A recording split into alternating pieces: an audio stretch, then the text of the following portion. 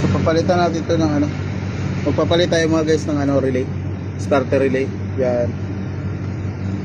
So ito gumagana siya kaso minsan wala, tumalagitik lang siya eh.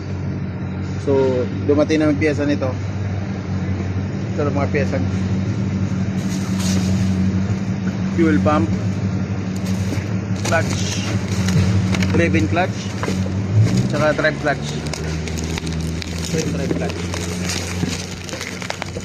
Yan. Palatin ito mamaya. Tsaka ito belt, oil filter, spark plugs. So ito na mga guys, naikabit na natin. Ito na yung bago. Yan. Ito yung luma. So ang sunod natin ikabit itong fuel pump.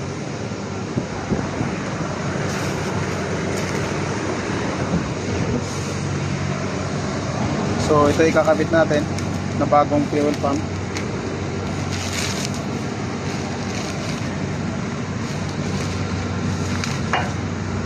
So ito mga guys, oh, bago na siya. Yan. So ito umaandar pa naman, umaandar naman to siya eh. So subukan natin paandarin ha.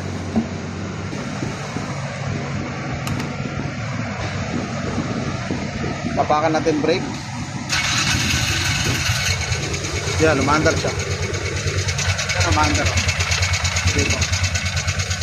Kalala na pala ito ng bago.